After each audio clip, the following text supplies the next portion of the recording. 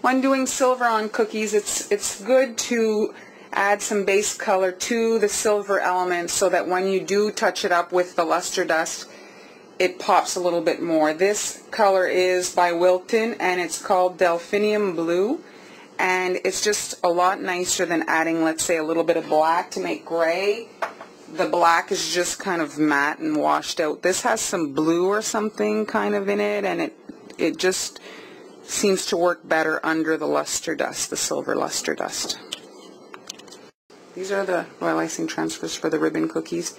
So I just did a circle, and now I wrote first on it. I'm just going to flood the one here. And once all that's dry, I'll luster dust the whole thing, and then I'll have it ready to decorate the cookie later.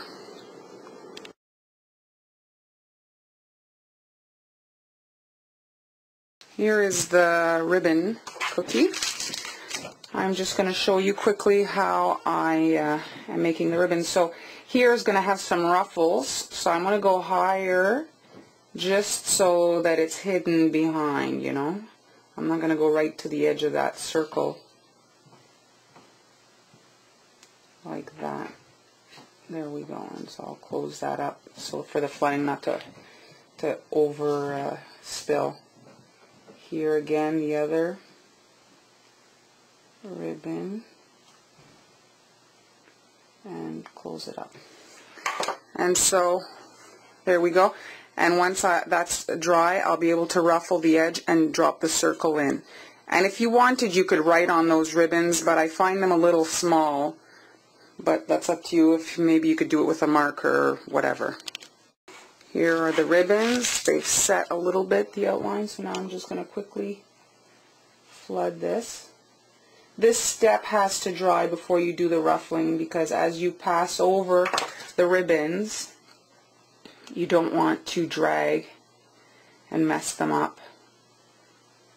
If they crust and then you're dragging your ruffles in there, you could cause it to crack and it won't look nice.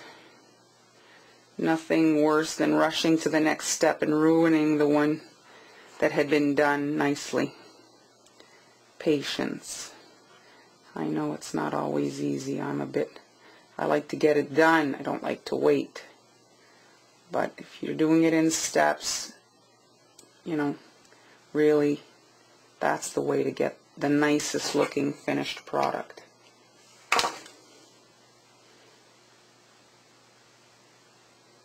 And there we go. So you can make these in any color of the rainbow, and it'll look pretty. So there we go. Those have to dry. Here's my royal icing transfer. I'm applying the disco dust dry, and as you can see here, it goes on great dry, and it even keeps it shine a bit more than if you dilute it with the vodka.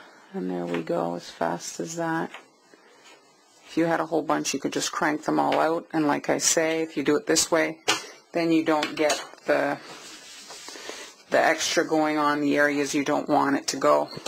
So here's the cookie that I had done previously, the two tails of the ribbon. Now, this is a fun cookie to hand out at a school event or something like that. If you're having maybe a little baby shower and you have contests or stuff, you could make them pink with, you know, the fastest diaper changer or whatever little event that you're having. So here you start, you're going to be doing a circle all around the cookie. So you're just ruffling up and down like a real ribbon that you would be giving out at a fair or whatever. So you make your royal icing transfer in the circle size that you need for your cutter that you have.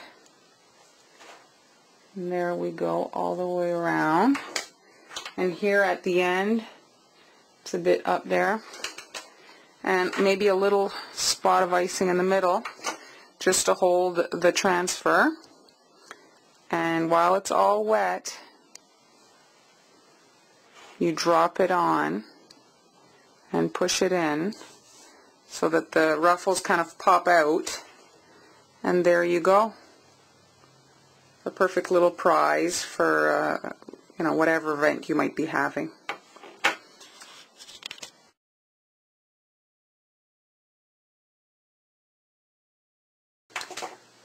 When I cut this cookie, before I froze it, I used the edge of the cutter here and I dented it here to mark it, to make that circle, so that when I pipe, I'd have all the way around a line to follow. And so here the ribbon, it goes up, it's folded, folded, and back down. So we're going to go down here, and so then there will only be a short amount of ribbon so that it looks like there's folds in it. Alright, so here I'm just putting a line for the icing to hold in, for it to not spill over.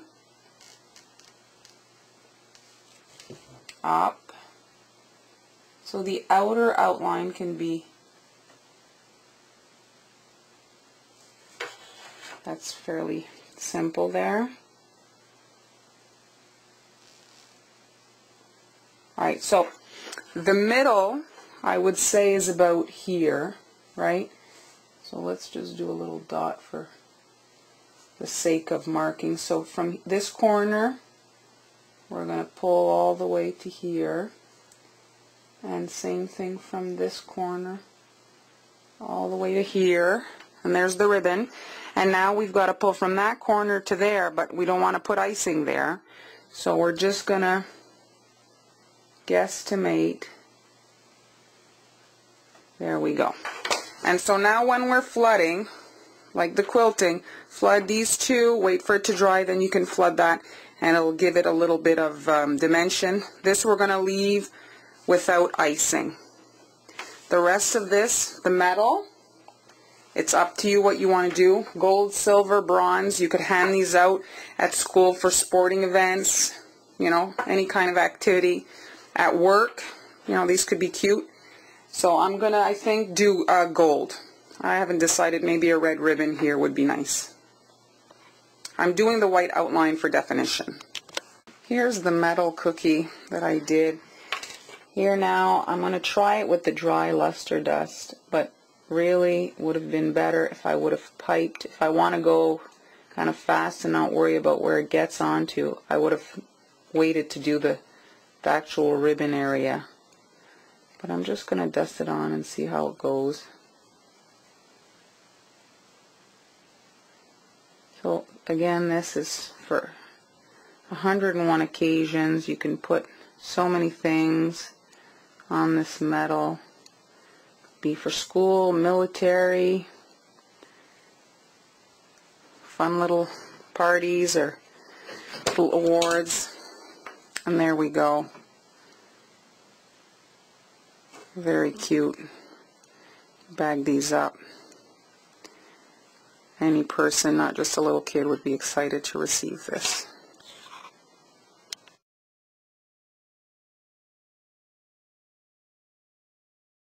The handles. I'm going to grab a toothpick to fix these little points here. And there we go. I'm going to change up my tip to a 4 for the handles, for it to be a little bit fatter.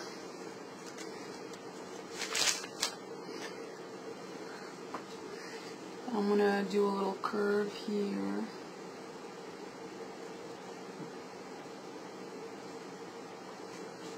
There we go.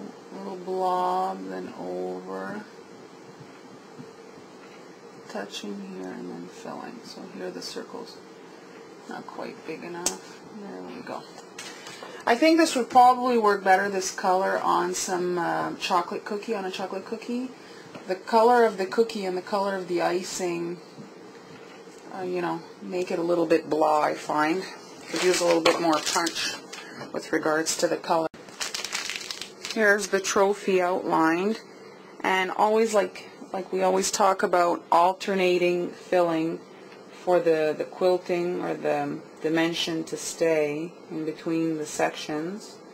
So here I had flooded the cookie in sections for the base for it to look like the steps there of a trophy. Here. There we go. And now this here can be a bit rounder. This is the base of the trophy. So you can pack it in a bit more over here for it to create more of like a bump. There we go. Be careful not to overfill so it doesn't spill out. Keep your icing thick. Now I made these little royal icing transfers for the little text or message on the trophy. I recommend that you use royal icing transfers so that if you mess up on that little part, you just chuck the transfer and you don't waste a cookie. I'm just going to change out my tip so that it's fatter to fill out that top part of the trophy better. Now I could have, created the mouth of the trophy here around, but I decided not to. It's just a detail that I thought didn't really add to the design. And it'll allow you to have a bigger plaque if you want, to have more text room, to have more room to write. So these cookies be fun for a sporting event or the end of school. The kids would be so excited to have one of these given to them at the end of the school. You could personalize them, best behaved, best in math, whatever. And each person gets their own special cookie. You could even print edible images and put their photo right here in the middle of the cup. Kids would get a kick out of seeing that, a picture of themselves. And there we go. So now I always put my transfers in wet icing. I've read and saw some people find that the transfer sinks into the icing. Well, I don't work in runny icing and my transfers don't sink. If you add your transfer to dry icing, I personally find they crack because you have only a few dots of icing, and then if you touch the transfer or you stack your cookies, you can crack your transfer. If you drop them in wet icing, they merge completely with the cookie, and there's none of that happens. And so here, center it. You can use a toothpick to just push it in a little bit, and there we go. It's completely welded into the icing and it looks like it's really part of it. Also, I've never had any problems with regards to bleeding or all of that. So now once this is crusted, I'll fill those two little areas.